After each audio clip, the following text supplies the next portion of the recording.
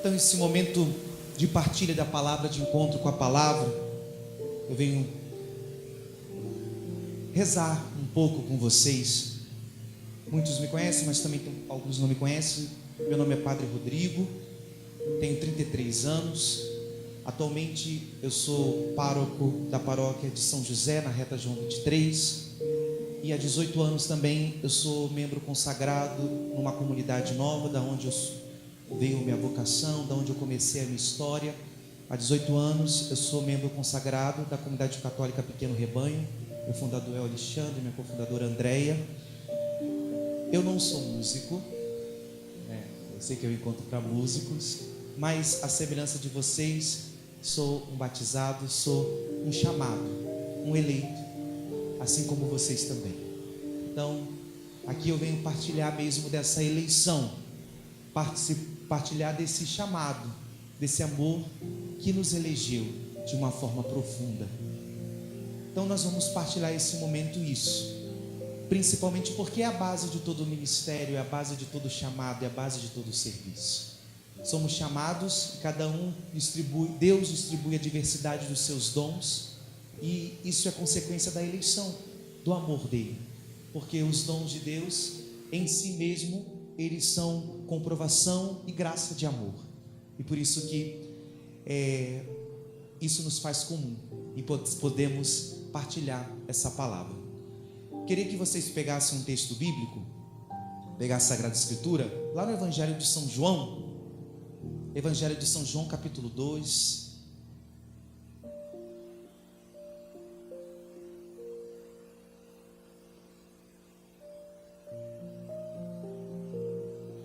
Evangelho de São João, capítulo 2, versículos 13 a 22. Vamos ler o trecho inteiro, nós entendermos. Evangelho de São João, na verdade, é a passagem que é o tema do nosso encontro hoje.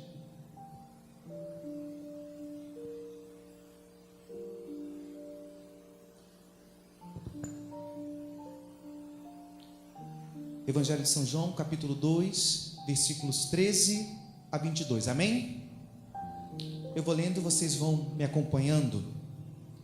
Estava próxima a Páscoa dos judeus, e Jesus subiu a Jerusalém. Encontrou no templo os negociantes de bois, ovelhas e pombas, e mesas dos trocadores de moedas. Fez ele um chicote de cordas e expulsou todos do templo, como também as ovelhas e os bois. Espalhou pelo chão dinheiro dos trocadores e derrubou as mesas. Disse aos que vendiam as pombas: tira isto daqui, e não façais da casa de meu pai uma casa de negociantes.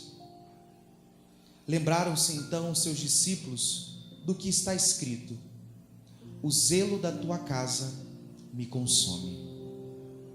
Perguntaram-lhe os judeus: que sinal nos apresenta tu para procederes deste modo? Respondeu-lhe Jesus: destruí vós esse templo, e eu o reerguerei em 3 dias. Os judeus replicaram: em 46 anos foi edificado esse templo, e tu hás de levantá-lo em 3 dias?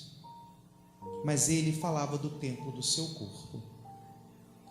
Depois que ressurgiu dos mortos, os discípulos lembraram-se desta palavra e creram na Escritura e na palavra de Jesus.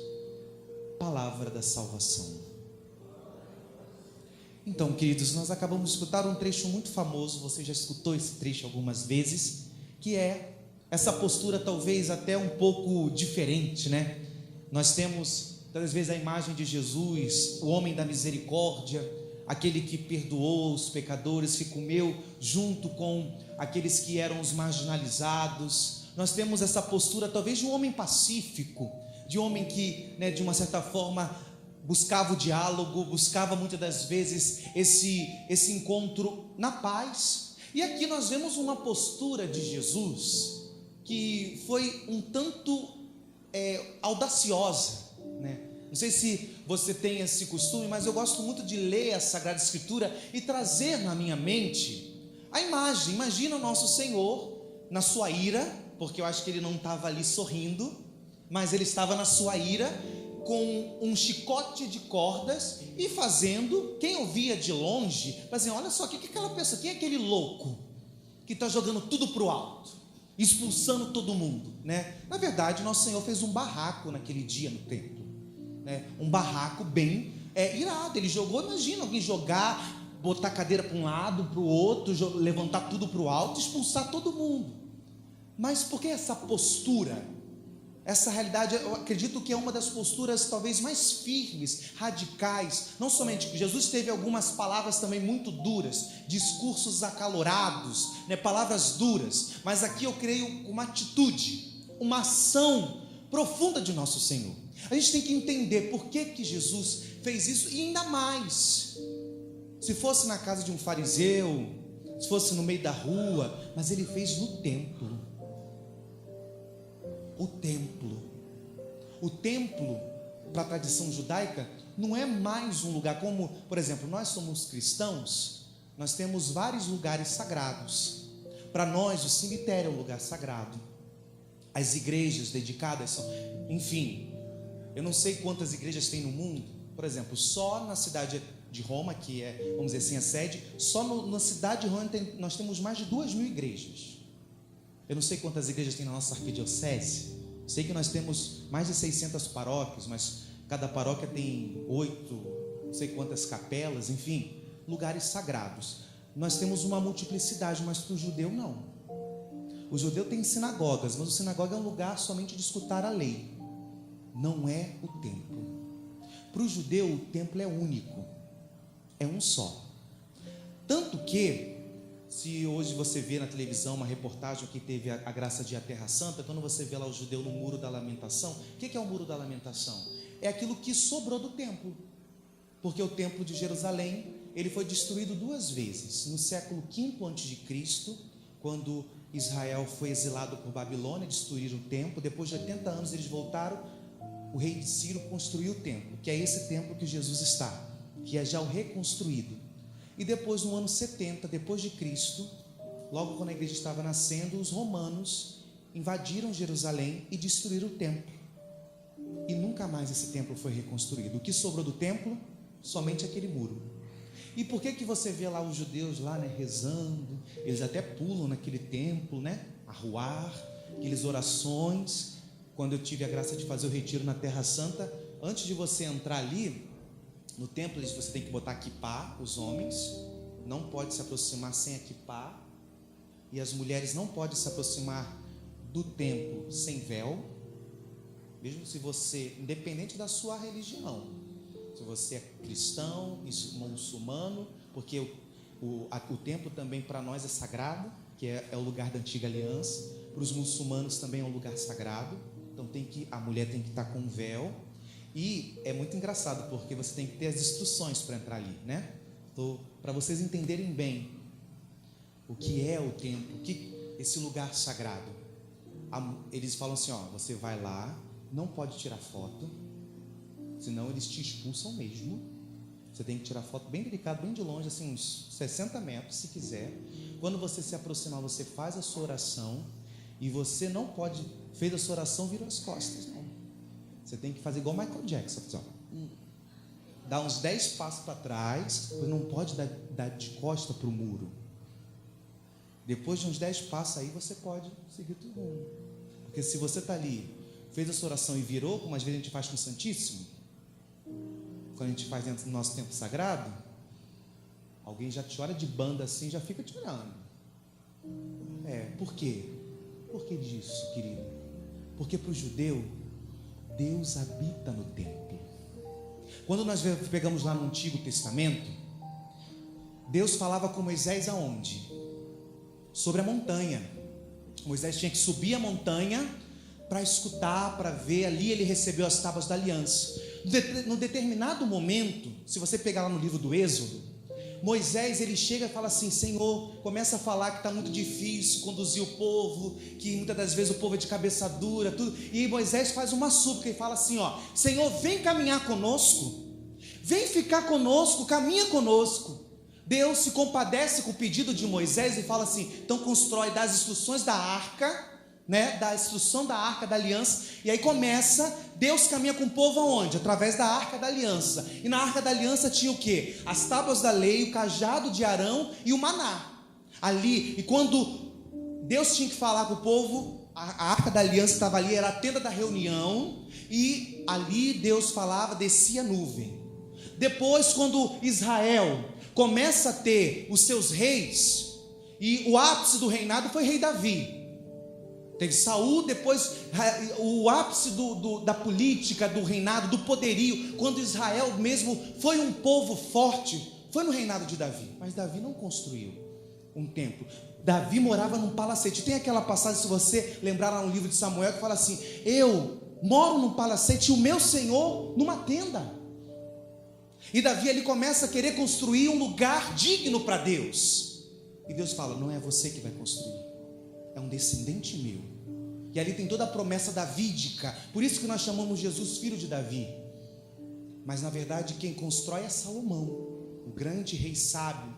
E quando nós vemos lá, quando Salomão constrói, há aquele episódio de que Deus, na sua infinita glória, ao ser entronizado, a nuvem desce.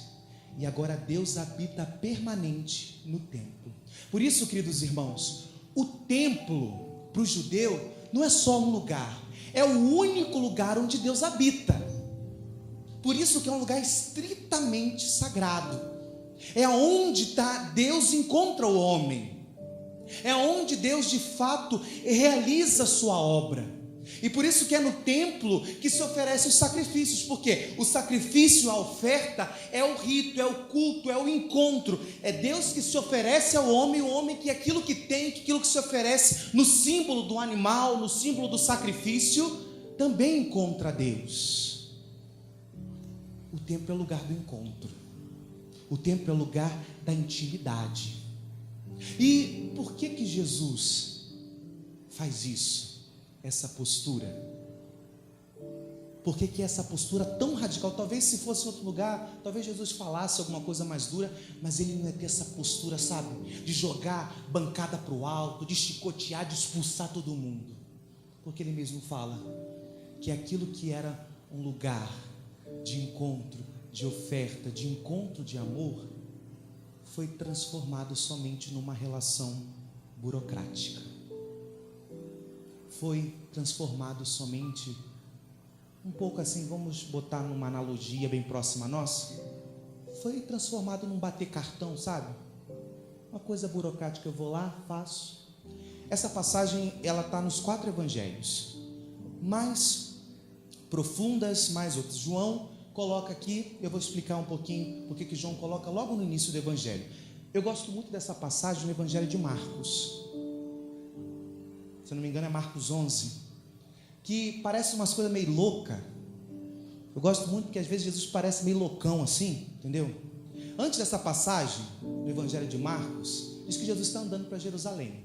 Está lá andando para Jerusalém, ele e os seus discípulos, e ele vê uma figueira. Ele está indo para o templo. Antes ele já tinha ido no templo, ele observou, olha só o que fizeram. Só que ele não faz nada. Você vê que tudo friamente calculado. Nosso Senhor é bem sábio.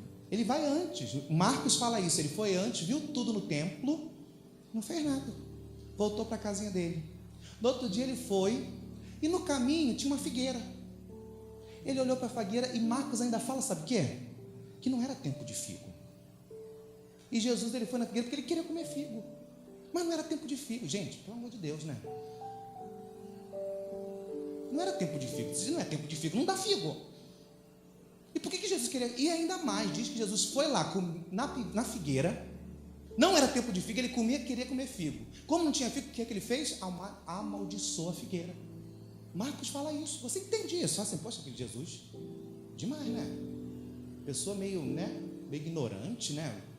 Vamos falar a verdade, gente, vamos ser humanos. Eu sei que é Jesus quem está falando de Jesus, mas lê friamente. Alguém vai no pé de figueira, não é tempo de figueira, ele quer comer figueira, como não tem figueira, ele amaldiçoou.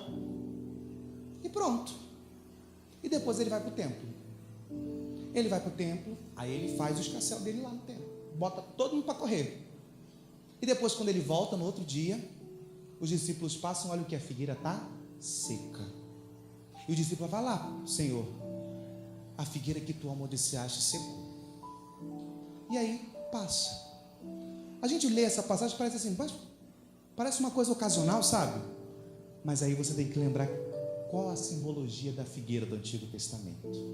Por muitas vezes os profetas, quando falavam do povo de Israel, usava a imagem da figueira, aquela que Deus plantou, Deus colocou as devidas as práticas, adubou a terra, plantou, cuidou, fez crescer, ela ficou frondosa.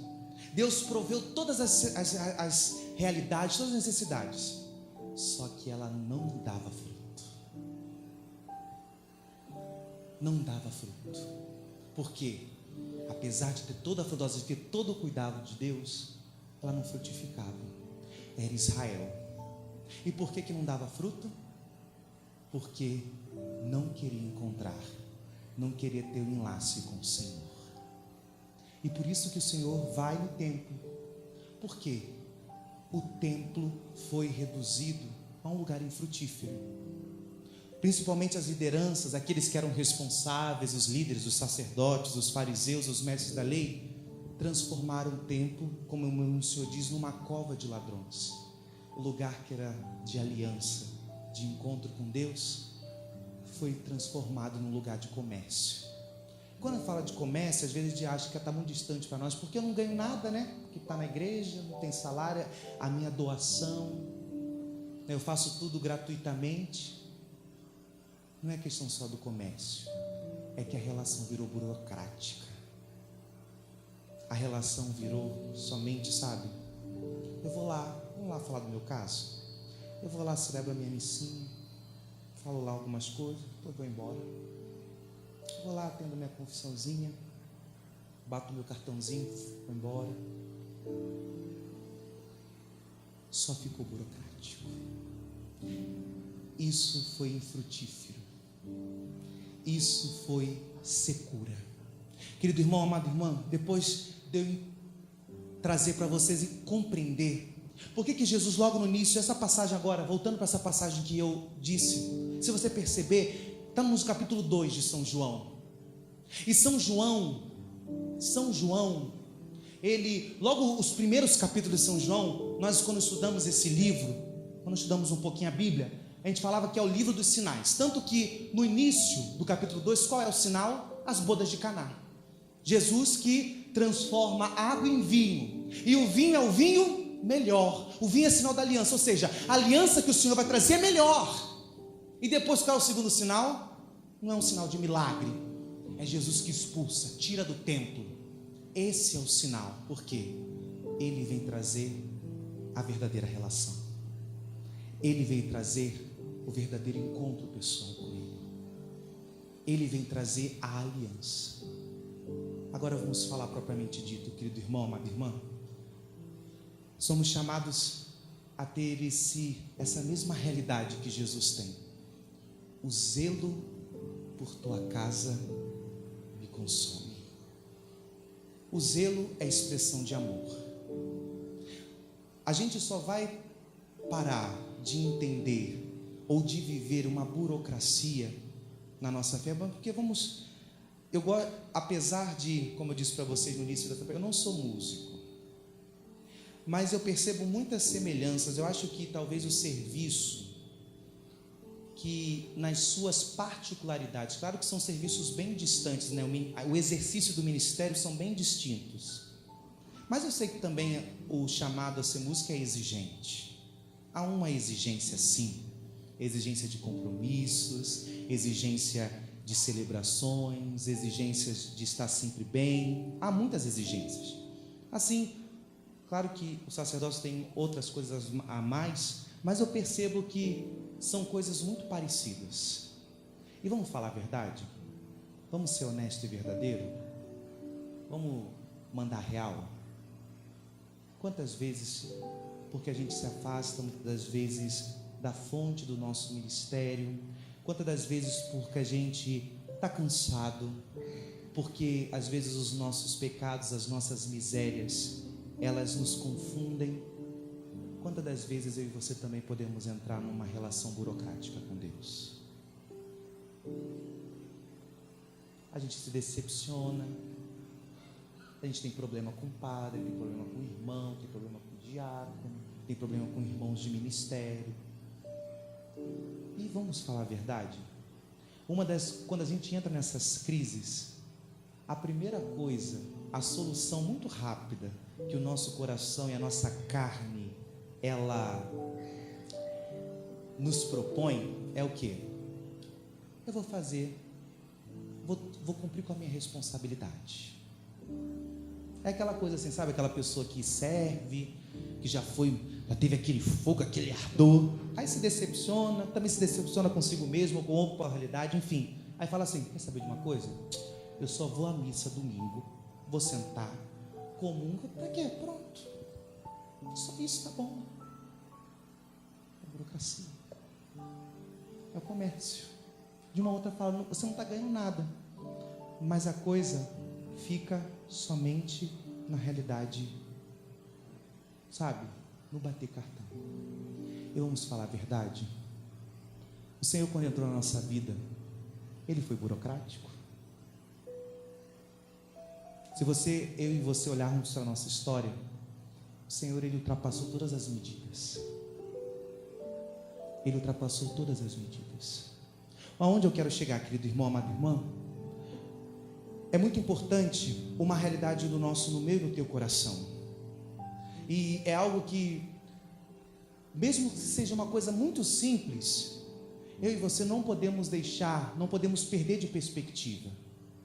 Que é saber, ter consciência do porquê Deus me chamou, do porquê Deus me cumulou de dons. Muitos de vocês já perceberam isso, essa realidade. Deus, Ele de uma forma bem pessoal e distinta, me cumulou e te cumulou de dons. E essa realidade, acima de tudo, os dons, a graça que Deus derrama na minha história, na sua história, em última instância, sim, é para você servir. Sim, é para você manifestar, é para você ser canal da graça, mas em última instância, querido irmão, amado irmão, Deus derrama a sua graça, Deus propõe uma aliança, Deus nos chamou para que esse chamado em última instância é vínculo com Ele.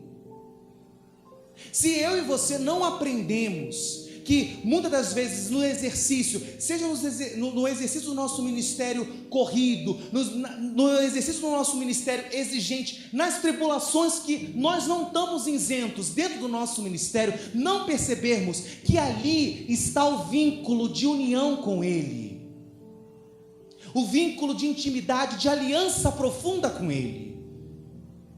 Nós temos que perceber isso. E aonde nós percebemos isso, amadurecemos? Na gratidão. Eu vou dizer uma coisa assim muito pessoal, né, que eu experimento. Eu não sei quantas missas eu já celebrei na minha vida, não sei. É porque eu sou limitado, eu não tenho essa capacidade de ficar contando. Tem padre que conta, quantas missas já celebrou? Eu não consigo, eu não dou conta nem do meu WhatsApp, gente. Você acha que eu vou contar as missas que eu celebro? Não dou conta. Eu tenho essa limitação, tem mensagem lá que fica anos lá e esqueci de responder. Eu sou assim, não dou conta. Não dou conta. Mas uma coisa que toda missa eu faço, às vezes ali na liturgia da palavra, seja na pós-comunhão, eu olho para o altar, às vezes eu olho para Jesus e digo: Senhor, muito obrigado por eu poder hoje ter celebrado mais uma vez o teu santo sacrifício. Sou indigno de estar aqui, Senhor, mas tu me trouxe até aqui. Muito obrigado. Cada missa eu não deixo passar isso. Não é mais uma missa. Para mim, talvez pode ser a última missa da minha vida. A gratidão. Porque se não fosse, um dia eu escutei no seminário que, quando eu estava na formação, eu falei assim: para muito, o sacerdócio é dom, é uma maravilha, Mas eu entendo que o sacerdócio para mim foi a forma de Deus me tomar para Ele e não deixar eu me perder. Porque para mim também ser padre é conversão. Se a gente quando a gente entra numa realidade burocrática, querido irmão, a gente perde a perspectiva que Deus te deu o dom de você aprender um instrumento, Deus te deu essa voz bonita, não é somente para você aparecer, para você ganhar elogio, isso é de menos, isso aí passa, é efêmero. Deus te deu isso, sabe por quê? Se não fosse isso, você estava perdido. Foi a forma que Deus sabe, tipo assim, não, vou te pegar aqui, ó. Porque em última instância, os dons e a graça de Deus é salvação. Deus te deu o dom, Deus te chamou no ministério, porque não somente porque você é bonitinho, talvez você possa ser um pouquinho bonitinho sim, mas Deus te chamou porque em última instância Ele te quer salvo, porque o amor de Deus salva. Amado irmão, querido irmão, esse dia o Senhor talvez quer renovar isso no teu coração. Eu acho muito providencial que esse encontro está sendo no meio dessas duas grandes festas. Nós acabamos de escutar uma palavra que Jesus, ele não estava falando de destruir o templo, que Jesus não é pedreiro, Jesus não era engenheiro, Jesus era salvador. E ele falava do templo do seu corpo, sabe, do templo do corpo. E não tem como fazer essa analogia do templo do corpo do Senhor ao mistério da cruz. São João também fala que lá na cruz, e foi o evangelho de ontem que participou da missa do Sagrado Coração, o evangelho de ontem era simples, era só aquele momento que o ladrão, que o guarda, já vendo todos mortos, mas só para que naquele tempo tinha um costume de, para morrer mais rápido, você sabe muito bem que a crucifixão matava não por dor, mas por asfixia, porque ali se asfixiava, não tinha como respirar, e para matar mais rápido o que fazia? Quebrava as pernas, né? Não tinha como sustentar, não poderia mais respirar, mas Jesus já estava morto. O que fizeram com ele? Abriram um lado. Jesus falava da reconstrução do templo do seu corpo, e o corpo do ressuscitado, o coração está para fora. E São João deixa isso muito claro, que quando ele ressuscitou, muitas feridas se fecharam, a das costas, talvez dos braços, da cabeça, mas a das mãos e do lado ficou aberta. E é interessante quando sabe muito bem que a festa do Sagrado Coração, ele vem de uma que foi celebrado ontem, né? Hoje celebramos o Imaculado Coração de Maria. Quando Nosso Senhor aparece a Santa Margarida Maria Lacoque no século XVI na França, ele aparece com o coração para fora. E o bem da verdade é que muito tempo eu escutei essa história de que uma criança perguntou para sua mãe, quando viu a imagem do Sagrado Coração, né, perguntou assim: mamãe, por que o coração do Senhor está para fora? E a mãe, meio desconcertada, não sabia o que responder, mas ela foi muito sábia. Ela falou assim: o coração de Jesus está para fora porque ele não tem medo de se mostrar, ele não tem medo de mostrar o coração. O que eu estou querendo dizer, querido? Sabe qual é o caminho para a gente sair da burocracia? A gente nunca perder o caminho do coração de Deus e de como o coração de Deus nos ama.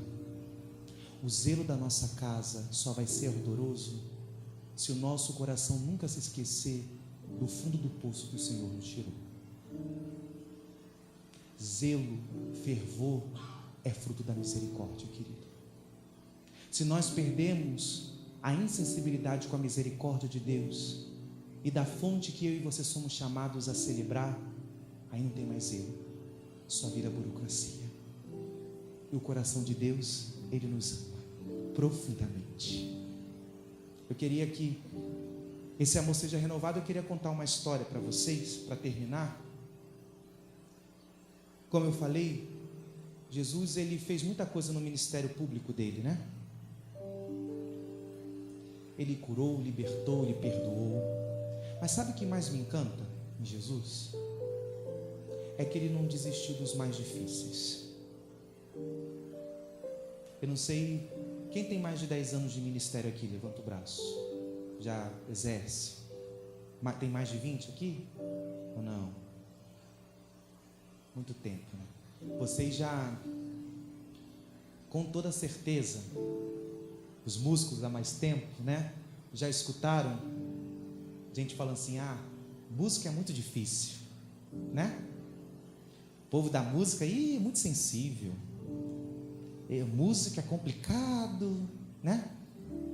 Mas o que mais me encanta em Jesus é que Jesus também não fugiu das pessoas complicadas. Jesus também não fugiu das pessoas que eram difíceis. É muito fácil ver a misericórdia de Deus quando Jesus perdoava a pecadora, quando Ele entrou na casa de Zaqueu, né? Misericórdia. Quando Ele perdoou o bom ladrão. Mas se você perceber, até a liturgia dessa semana agora, da missa, várias vezes Jesus teve embate com os fariseus, com os saduceus, né? Com os sacerdotes. E várias vezes os evangelistas dizem o quê?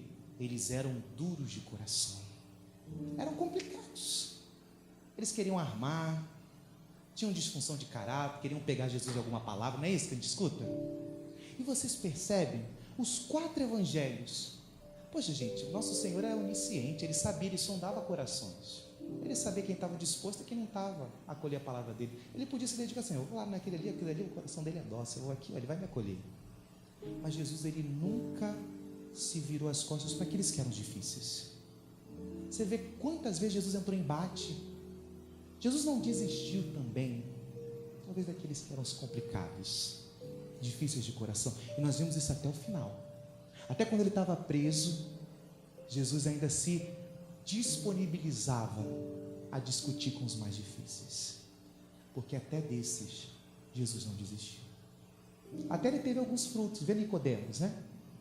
Era mestre da lei, se converteu.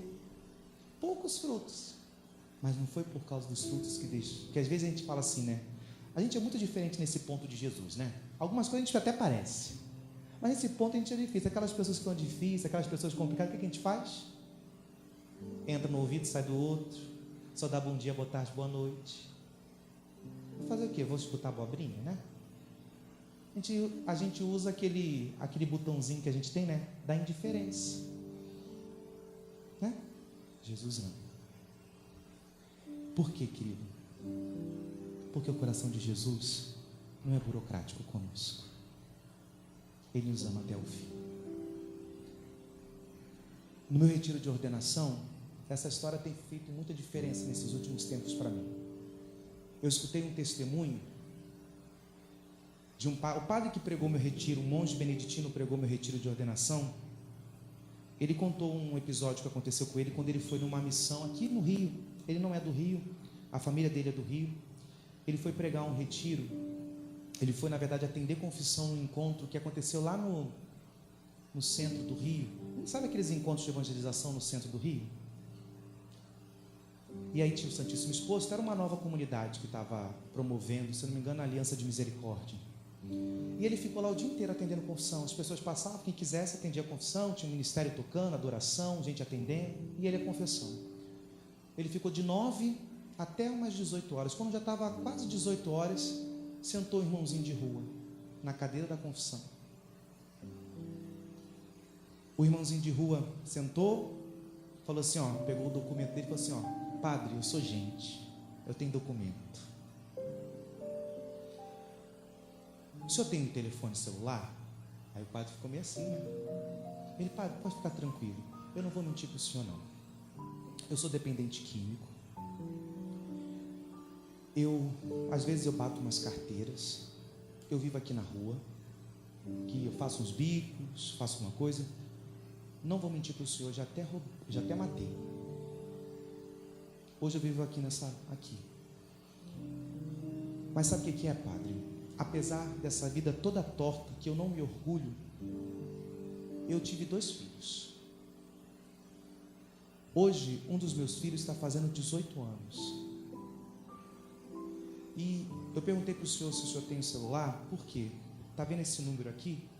Papelzinho amassado, sabe? É o telefone da casa do meu filho. Desde quando eu acordei hoje, eu não canso de pensar no meu filho. Eu queria, padre, que você ligasse para esse número. Eu não tenho nem coragem de falar com meu filho, porque eu sei que eu não sou o pai que ele merece. E eu não faço por ele o que ele precisaria.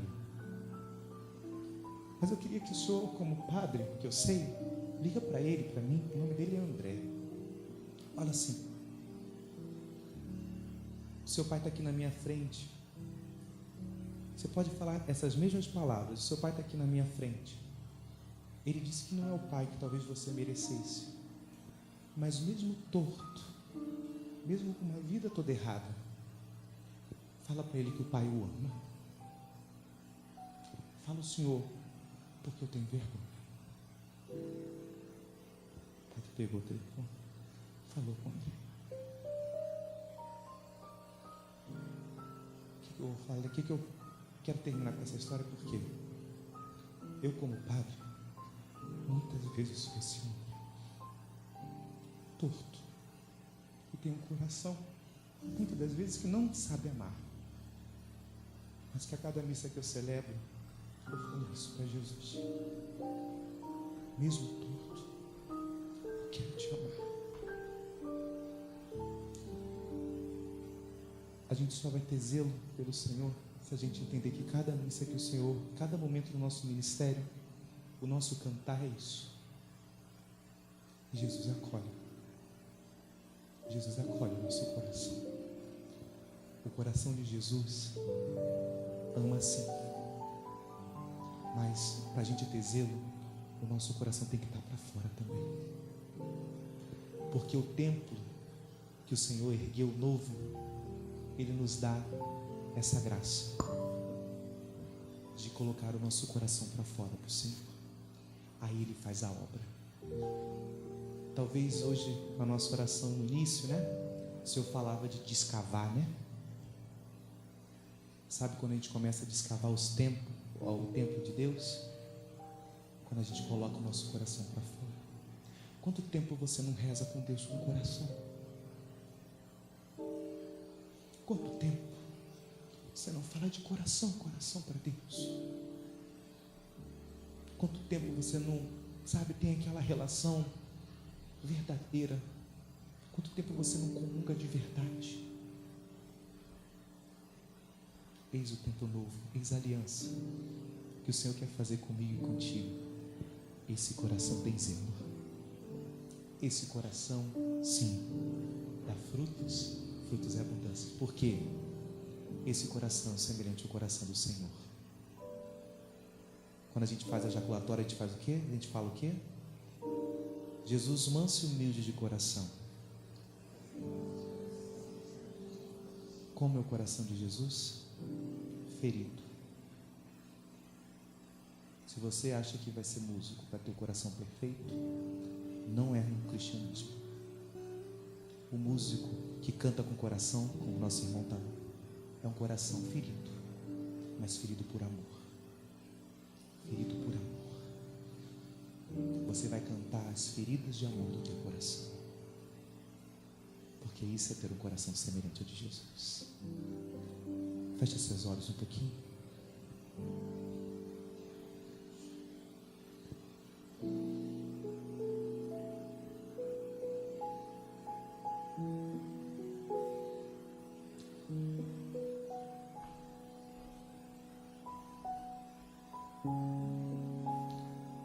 Amado Senhor, nessa manhã aqui na Tua presença,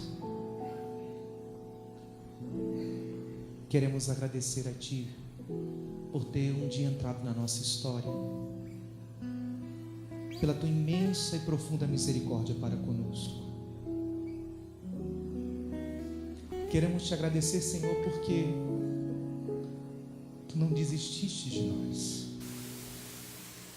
Tu conheces a nossa pequenez, Tu conheces a nossa fragilidade, Tu conheces os nossos medos, Tu conheces as nossas misérias, as nossas más tendências.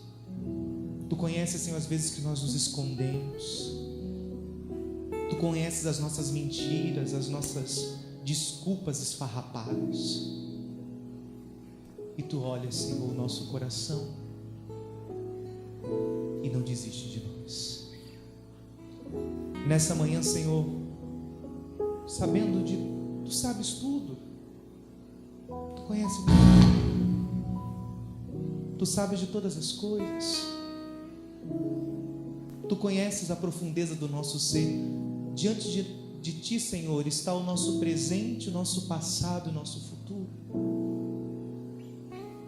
Queremos dizer como Pedro: Senhor, Tu sabes tudo. Tu sabes, Senhor, que na nossa pequenez queremos Te amar. Por isso, amado Jesus, nós Te pedimos hoje que nesse dia Tu possas unir o nosso coração ao Teu. Talvez, Jesus, tem muito tempo que a gente tem escondido o nosso coração, sabe? Tem doído muito.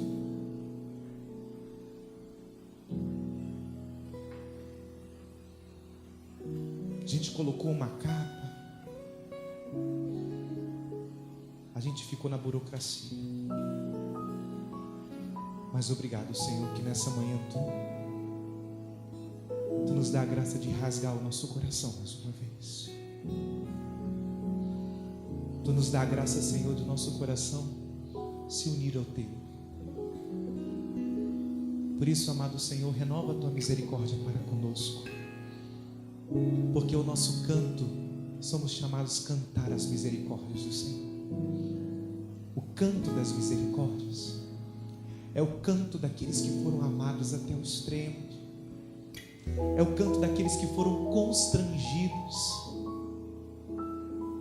Nós cantamos, Senhor, porque o Teu amor nos amou primeiro. E a boca fala que o coração está cheio, Senhor. E a Tua misericórdia não nos falta. Nunca nos falta. Renova isso em nosso coração, Senhor. Renova a nossa história nessa manhã. Dai-nos a Tua graça.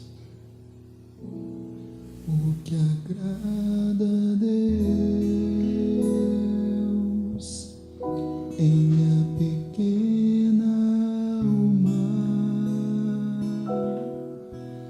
é que eu ame minha pequenez e minha pobreza. O que agrada a Deus. O que agrada a Deus Em minha pequena alma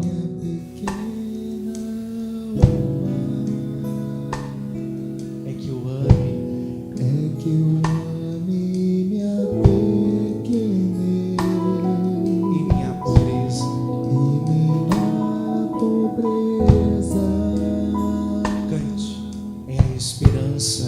É a esperança Cega,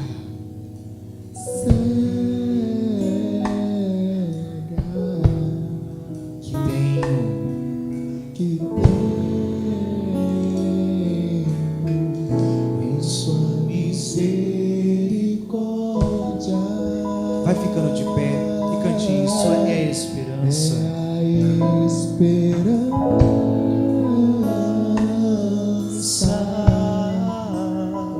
Cega, cega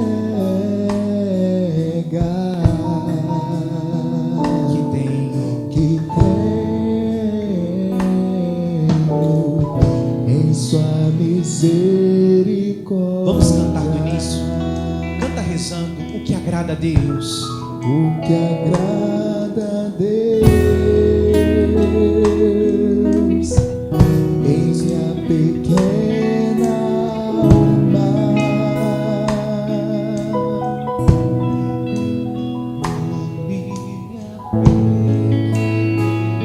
E minha pobreza. Isso, cante, cante o que agrada a Deus.